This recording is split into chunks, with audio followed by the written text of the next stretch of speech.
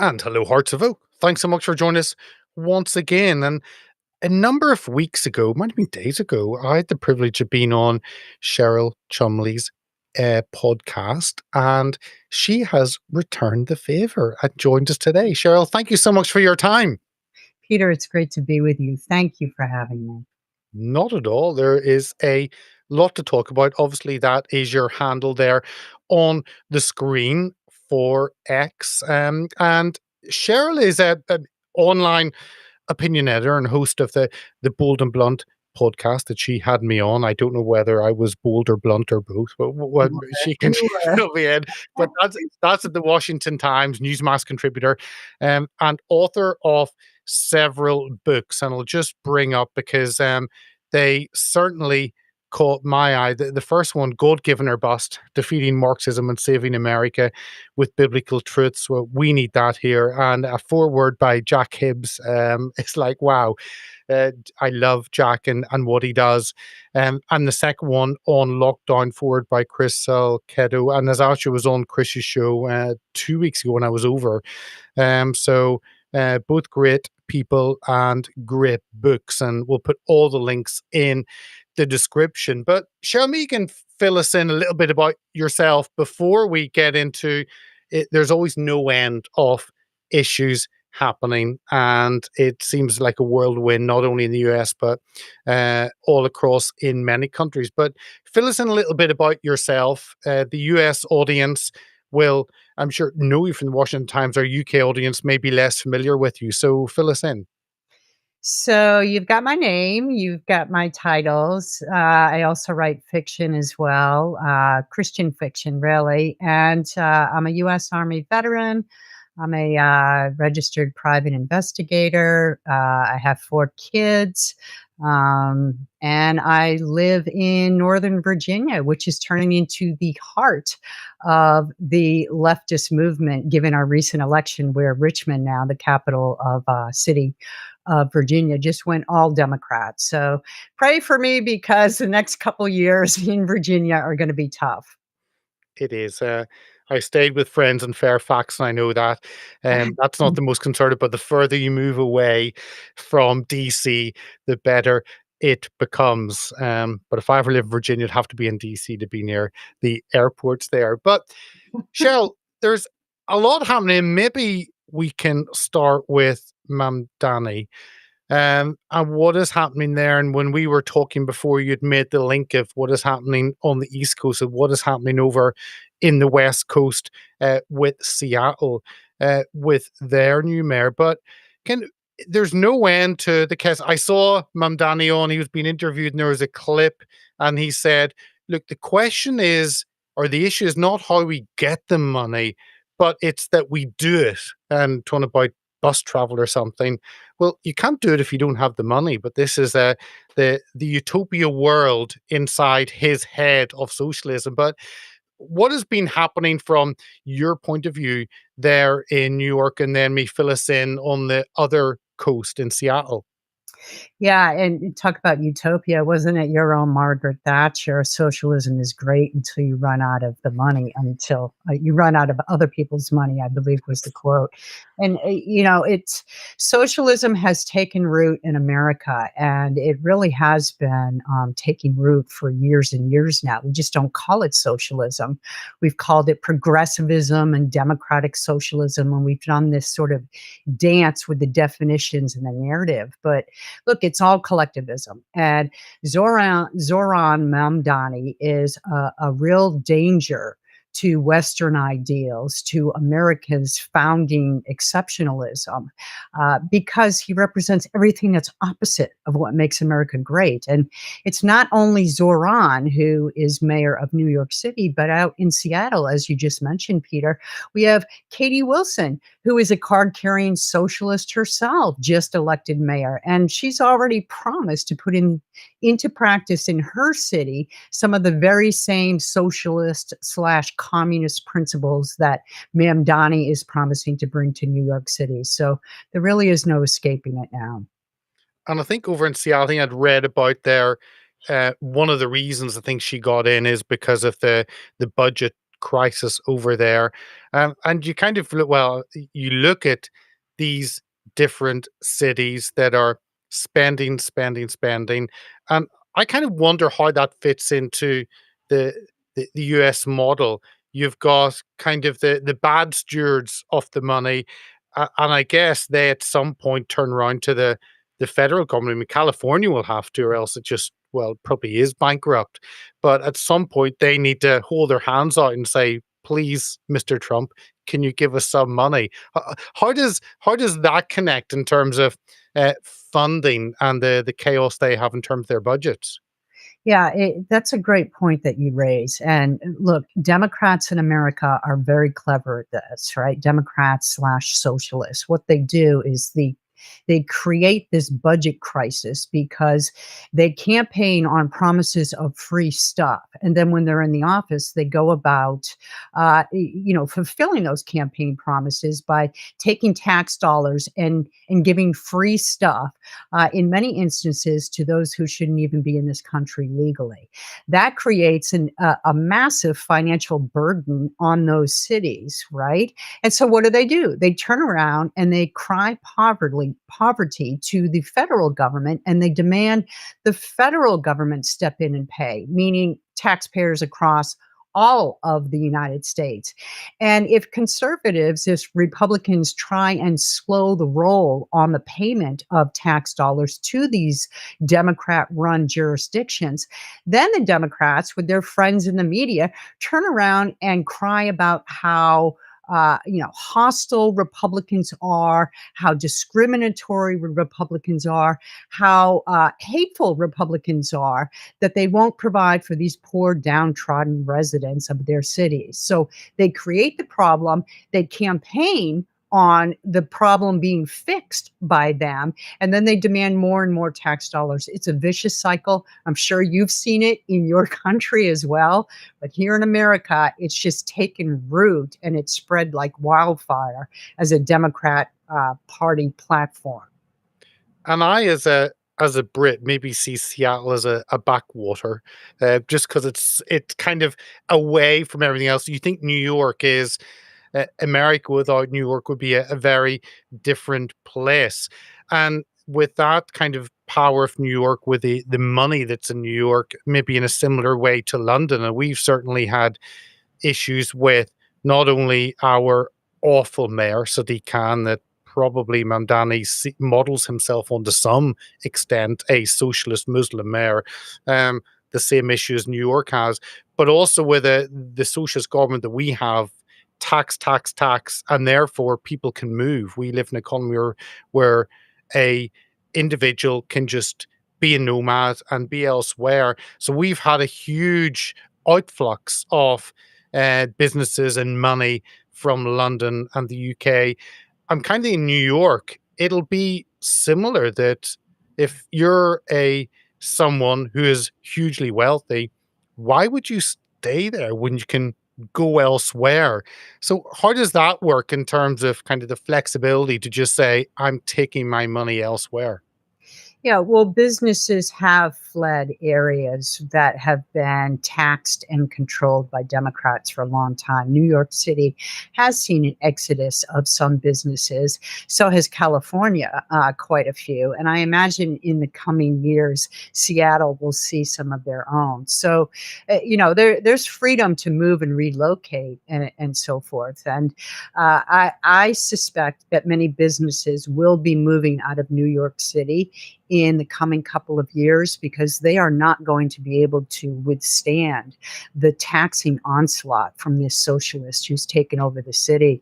Out in Seattle, Katie Wilson, one of her promises was to prevent grocery stores from leaving the city because she said food is a human right, and so they don't have the right to move. Grocery stores in the United States operate on like a 2% profit margin. It's very, very small. So she out in her city is promising to replicate what Zoran Mamdani is doing in New York City insofar as putting price controls on groceries, on food. But at the same time, she's taking it a step further and saying, well, you can't leave. If you're an Ayn Rand fan, right, the Fountainhead, Atlas Shrugged, those novels that she wrote about, the truths of communism and collectivism, it's amazing how you're seeing that play out in real life in America. I want to get on to some of the things that we happening kind of in the international stage. So the visit of the Saudi delegation, I think are still there, and around that, but it kind of made me think about. I've seen some criticism of President Trump with the focus international and not domestic. And you think these individuals in New York, Seattle, they're coming in because of the economy um, actually being difficult in many ways. And that can be from the previous administration under Obama or Biden, whoever it was there. But kind of the danger is that maybe the President Trump goes for the big wins internationally, um, but yet Americans obviously want the domestic side, and you see the high cost of groceries there, even higher than here in the UK. Um, is that a fair criticism, or kind of how do you see that division of time? International wanting to bring peace deals internationally, but actually what's happening in America itself economically. Well, I don't really see domestic, excuse me, and foreign policy as separate, right? They sort of all flow together. For instance, if you strike trade deals and economic deals, and particularly with President Trump's tariffs policy, that all impacts domestic policy. Where I see room for criticism with President Trump, and just to put it out there, I'm a big President Trump fan, big America First, big MAGA, and all that. But that doesn't mean he has a perfect political governing style to me. Where I see room for criticism with him is taking his business economic approach to everything and applying it to certain aspects of foreign policy, particularly when it comes to the 20-point peace plan with Israel, all aimed at basically economic development in Gaza, but putting some of the Israelis in danger, really. One part of that peace plan was to grant amnesty to Hamas members. It just, if I'm an Israel resident, it's baffling to me. And another part of that peace plan was the pushing for a two-state solution, which Israel has just taken off the table since October 2023. Another area of criticism is if you look at his ongoing trade deals now with Saudi Arabia. And Peter, you must know way more about this than I do, but Saudi's worldview, based on Wahhabism and radical Islam, as part and parcel of their government, to me, you have to tread softly and tread very cautiously when you start striking deals with countries that have at its root Islam as a governing structure, because it opens the doors for those types of influences to enter your own country. And America, already has warnings from our first president, George Washington, about entangling foreign alliances. And I think President Trump, with putting the economy before the beliefs of, the ideology of a country, particularly the radical Islam ideology of a country, is a little bit perilous path to be walking. Okay, let's take those one by one and unpack some of those, because you brought in Israel, but you've also I mentioned about the Saudis. So we've seen that. I think it's well, we're recording this Friday, so maybe by Monday when this goes out, it may be finishing. It's like 3-4 days in. We've seen a number of the press conferences, and of course, one of the big figures, the leader in Saudi, Mohammed bin Salman. and a big figure in the Middle East. He has been there. There are concerns about there there've always been concerns in Britain about Britain's relationship with Saudi, and we used to be their big military suppliers. I think you've now taken that over with the F-35, and Saudi always want the next latest thing, a new shiny toy. I don't know if they ever use them, but that's me another issue. But you've got trade, big trade deal, and Saudi is a win in terms of the trade side. Then you've got a darker side with Saudi. Do you think the trade side? Do you think it's possible to maybe separate those two? Yeah. What are your thoughts? As kind of MSB has been welcomed into the White House and the administration. So, your question about being able to separate those two, we have a history in America of trying to do just that. If you go back to the 80s, 90s, and you look at America's policy with China, right? We thought, and this is Republicans thinking for, not just Democrats, but we thought that if we just did the right trade agreements with China and gave them economic opportunity, that would in turn influence their governing structure and make them less communist, make them freer. Well, that failed miserably. And now, we could do a whole show on how China's trying to take over the world. So now jump to what's going on with Saudi, and I see many similarities here. Part of the problem with Saudi Arabia is that, yeah, militarily speaking, economically speaking, they're not just great for us; they're great for you guys as well. But you can't discount their foundations of government, and particularly their foundations of government as it's tied to religion. And if you do that, I think that's risky business. And I know you're a big free speech guy, so here's an example. So MSB just came to America, right?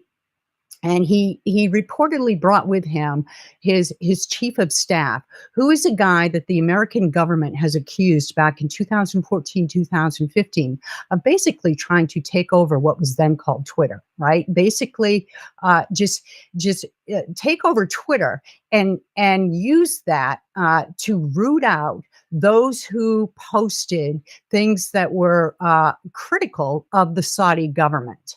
So his influence was never completely vetted, but he still travels with MSB.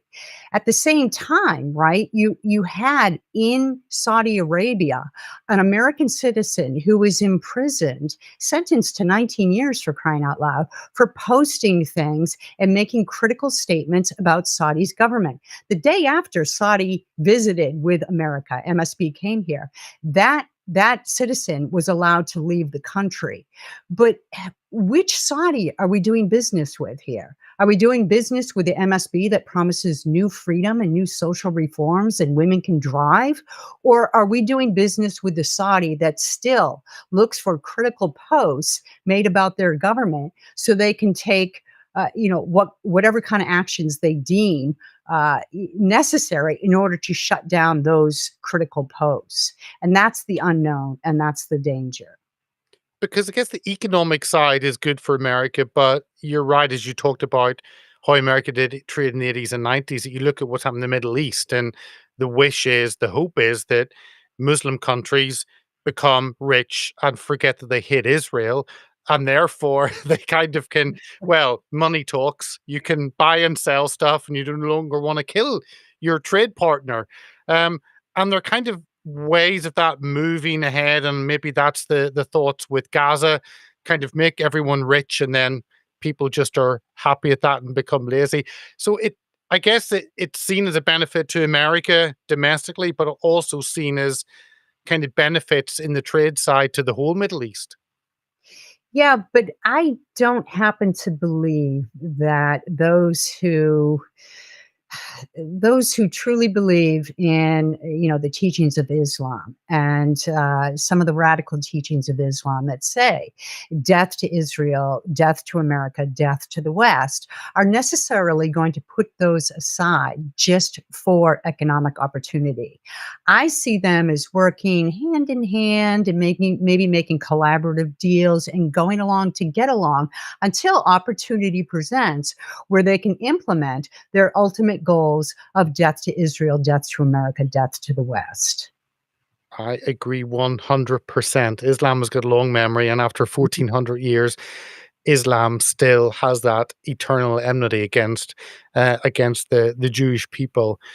Um, how I saw the question that President Trump was asked, or MSB was asked at that press conference from, I think it was maybe the wife of the murdered Saudi journalist, and that was back, goodness, was it 2018 or something, back Yeah, in Khashoggi. Istanbul, because a lifetime ago, in the consulate there. It's never good to embarrass President Trump publicly. You're not going to get a response, but I guess you've no other way. You have to use the stage. And how does that? Because it seemed as though the American services had said that MSB was involved, but he's suddenly a good man because he wants F-35s, and it's it's a difficult. And obviously, there's a private and a public conversation. Maybe Trump does have private conversation different than public, but yeah, I saw that and thought, I don't know if embarrassing the president publicly is the best way forward. How did you kind of see that press conference? Well, from an American standpoint, I don't think we should forget this, right? I mean, it was our US intel that concluded that MSB oversaw the order to kill this journalist, right? And that's how it was. And Joe Biden's administration did not get along well with Saudi Arabia, in part because they raised that issue, and in part because of Joe Biden's administration was a mess in itself. But we're never going to get MSB acknowledging that he gave the order to kill or support the killing of Khashoggi's the journalist. And so, the idea that a journalist raised that expecting an answer, I don't think that's why the question was raised. I think it was just raised so it could make the media cycle and it would be brought to the forefront again. Let me. It's one thing we haven't talked about, but fits in the Middle East with Qatar, and I know you guys call it Qatar, I think, but no, there's an A there, not a U. But anyway, we'll not get into spelling. Um, you've obviously the UAE and Saudi being the two big entities in the Middle East, and there's not a lot of love lost between them. That's for all different reasons. And then you've got kind of linked to Qatar, you got Muslim Brotherhood, and I Yeah. saw Laura Loomer put out that actually there was going to be a ban agreed on Muslim Brotherhood, but it was scrapped because it would embarrass Qatar. I mean, how does all that kind of play? Because there's a lot of balls to be kept, and President Trump done a Herculean effort in terms of stopping killing in Israel and Gaza. Although we'll get on to the plan, it's certainly not perfect. Trying to stop the killing in Russia, Ukraine, and he is bringing his presence to bear, and that maybe means that you need to look the other way at some issues for the sake of the greater good. But how does it work with Qatar, and a lot of concerns maybe about the money that it is putting in and buying up different institutions and maybe individuals? Yeah, the Muslim Brotherhood influence is huge there, and this goes toward my point to be careful who you're doing your foreign alliances with, right? But look, I understand the pragmatics of it too, and politically speaking, if somebody doesn't take the steps to try and reach out to these sort of nefarious forces around the world, then nothing ever changes.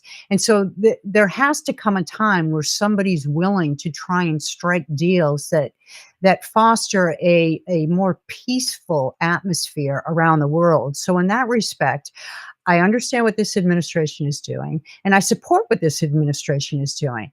My concern is the long term. While we have President Trump in the White House, I don't think anything's going to happen that comes to harm America or harm our allies, right?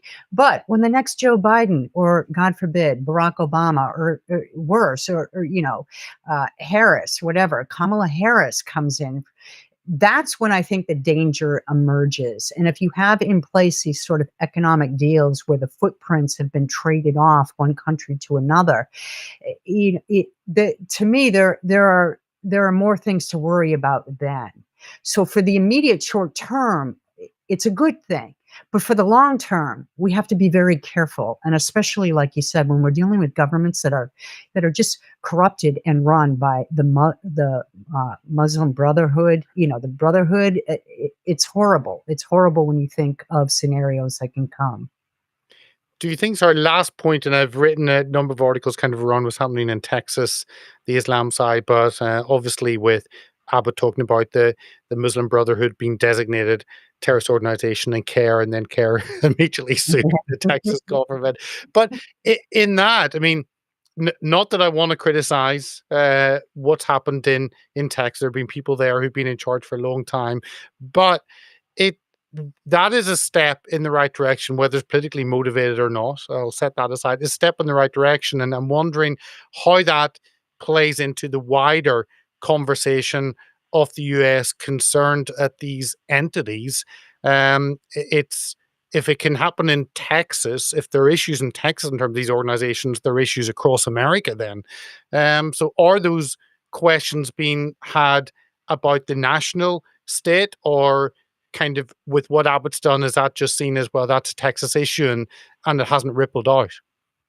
Yeah, we're late to the game. We're really late to the game on this. If you look at what's going on in the battle in Texas with like the Islamic centers and things like that, and these communities of Muslim dominated people taking over these communities in America. Of course, we have the First Amendment, and we have the very cherished right of religious freedom. And even those who know better, or should know better, are hesitant to criticize those of other faiths, right? So Islam gets by with a lot of their terror cell building based on the idea that they are a religion just like any other religion.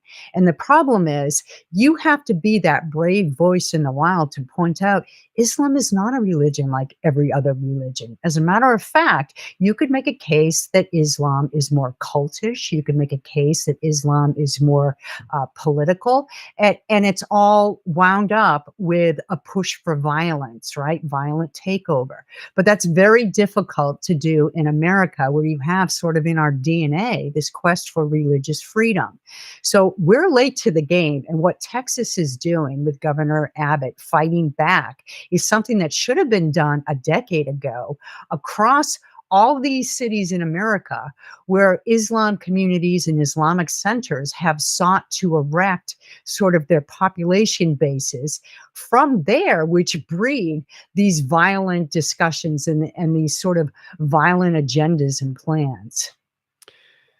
You mentioned Israel earlier on, and I think when before we went, you were saying you've been there a number of times recently, and you've got this 20-point peace plan.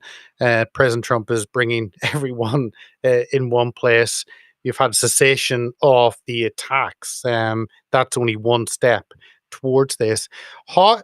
What are your thoughts on this? How do you see it playing out? How have you viewed what has happened in terms of those conversations and this initial plan of moving forward? So the 20-point peace plan, if you haven't looked at it, everybody should read it, right? Because what's put out in the media, it just differs depending on whatever media organization you're reading. But the 20-point peace plan, it it's not good for Israel. I don't see anything in there that's good for Israel. As I mentioned, some of the things include amnesty for Hamas terrorists. There's a push for a two-state solution, which Israel has just, even Israelis who prior to October 7th, 2023, were for a two-state solution, it was taken off the table. There's no way. But another thing that I don't like about this peace plan is that it sort of makes these moral equivalencies between Israel and Hamas where none really exist. It talks about the need for Hamas as well as Israel to get on board with a peaceful solution. And when you use language like that, it creates this level playing field, and it dismisses the reality that Israel has always been on board with peace. Israel is the one that has reached out to citizens in Gaza to welcome them into their kibbutzes, to work, to assimilate. They've allowed them for years, and then these same Palestinian residents.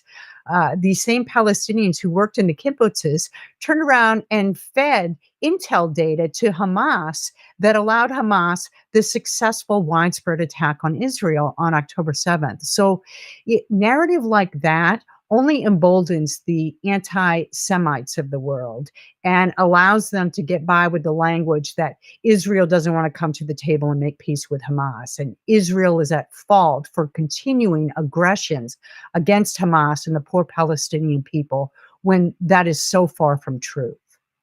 Because you kind of think that maybe Hamas were forced to the table, and there is that because of the shock and awe, and the military might that Israel have. Although it wasn't enough on September the 7th, that's a whole other. But I guess Israel also pushed the table because their PR machine is utterly dire, and I guess you see their their kind of favorite place, even in with MAGAs now being debated at where Israel fit in. So I guess that also meant it wasn't just Hamas were kind of pushed to the negotiating table. Israel also, I guess they always realized they only had a certain amount of time until they had to do what they had to do militarily, at which point they would have to come up with some negotiation. So I guess both parties are being pushed towards something that they may not necessarily agree with. Yeah, Hamas will never agree to lay down arms, right? And they've come out and said that, and I think we have to believe that they're never going to lay down arms, as the peace plan requires. And Israel, they were you're absolutely right, Peter. They were sort of pushed into this because Benjamin Netanyahu's goal from the very beginning was to eradicate Hamas. They wanted to go in and they weren't going to stop militarily until each and every member of Hamas terror organization was eradicated. Well, under Joe Biden, there was a diplomatic dance they had to do, which was put Israel in a very difficult spot.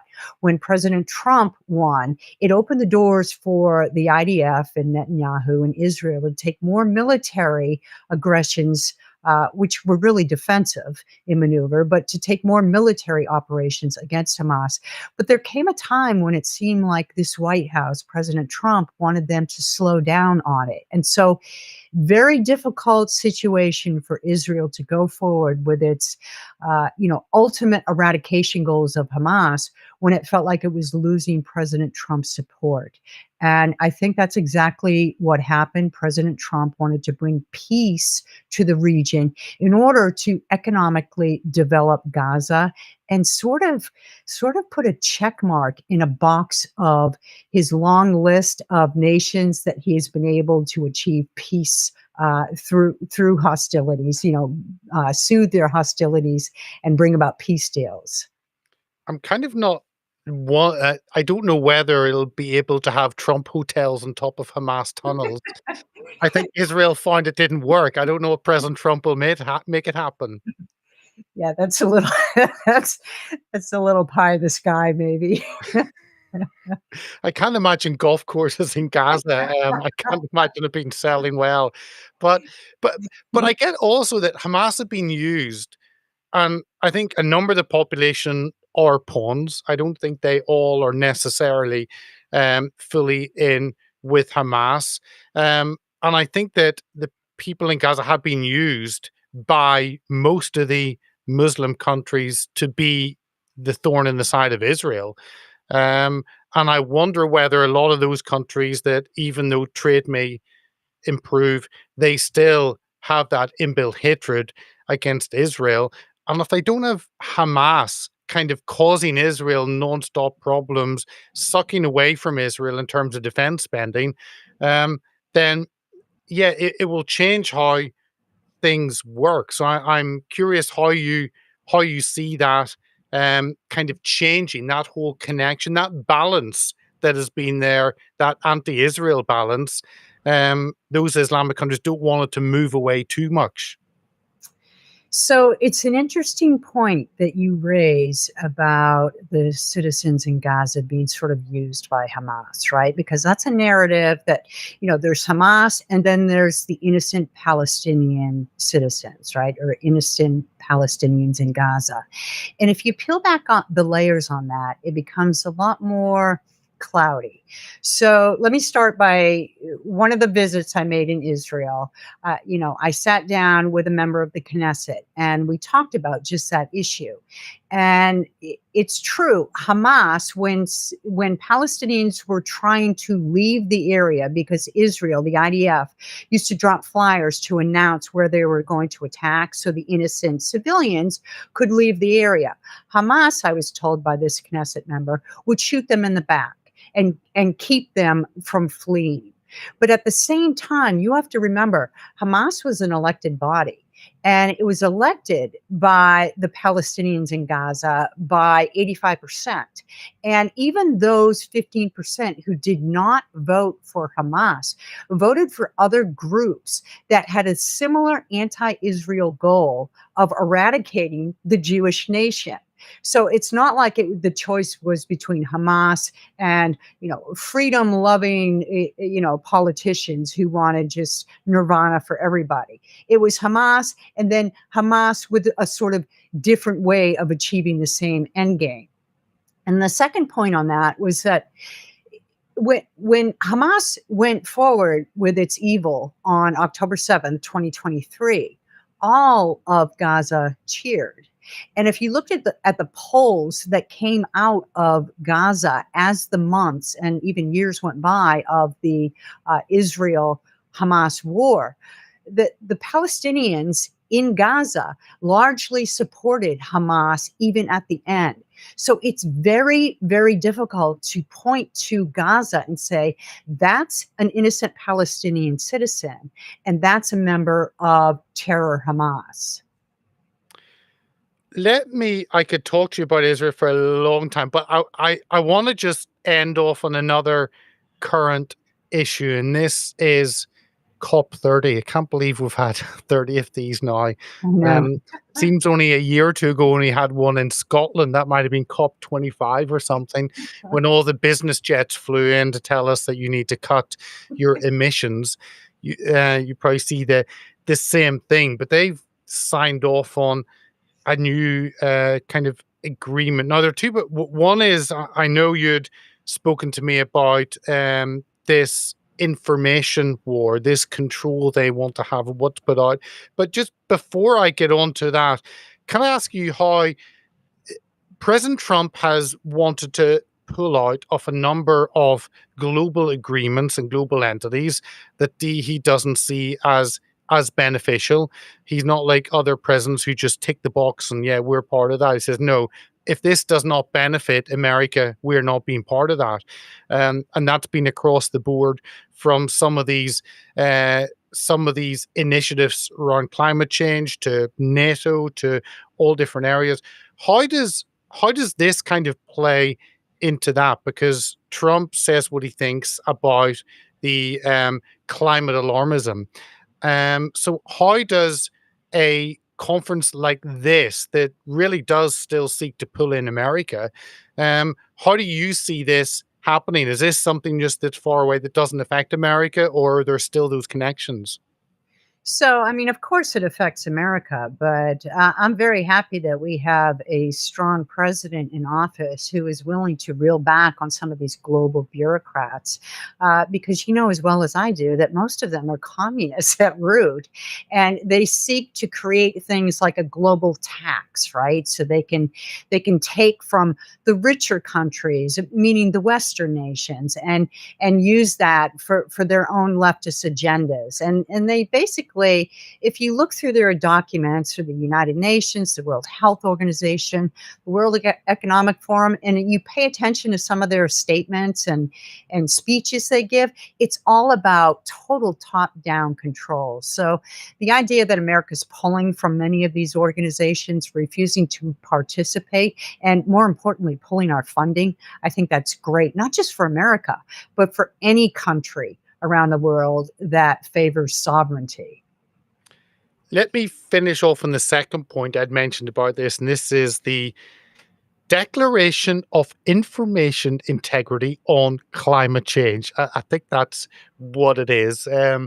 Want and look, we I, as a Brit, live in a country where the government tells you kind of each week what you can and cannot say. And if you say something wrong against Islam, for instance, like I love bacon, you can be arrested. And someone I saw flew into the UK and was held under terrorism charges because he has critiqued Islam. I didn't think Islam fitted under that. So I, I get the huge concerns on free speech, and this seems to be restricting your ability to say what you think about the utter nonsense of the climate alarmism agenda. I don't know whether this COP conference will have some kind of prison somewhere where we all get shipped off to if we. But again, this movement to controlling of speech and entities deciding they are the arbiters of truth, and we as misinformation individuals will be carted off somewhere. How do you see this dangerous development? Yeah, it's called the Declaration on Information Integrity on Climate Change, right? And how I see it developing, well, 12 nations have signed off on this declaration: Germany, Canada, Denmark, Norway, a few others. And And France, I think, had just signed it. So yeah. of course, Well, so Macron, of course.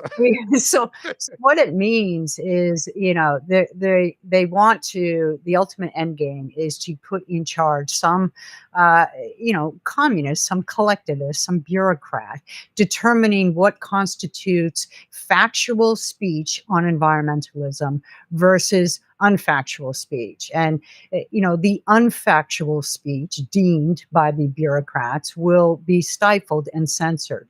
And we saw up front and close and personal what this type of power in the hands of bureaucrats can do under COVID.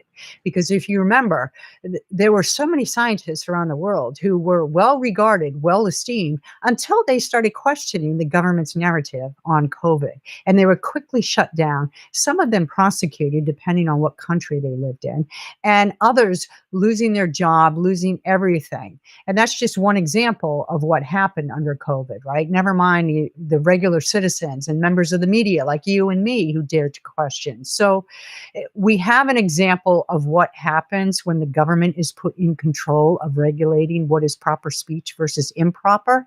And it would only get worse when they try and regulate what they consider factual versus not factual. Oh, well, we'll certainly watch what happens and this continual erosion of what we cannot say, free speech. Um, Cheryl, I could talk to you for a long time, and it feels as though we've just been catching up over a pint in a pub. Although we're separated from far away across the pond, but I really do appreciate you coming on and sharing your thoughts on all those issues we've been coming up. And there are a lot happening, but it's always good to have someone coming on and giving kind of finger on the pulse stateside of what is happening. So thank you so much for giving us your time today. Thanks for having me, and thank you for your work as well. Your voice is very valuable. So I love your podcast, and I love that you were a guest on mine as well.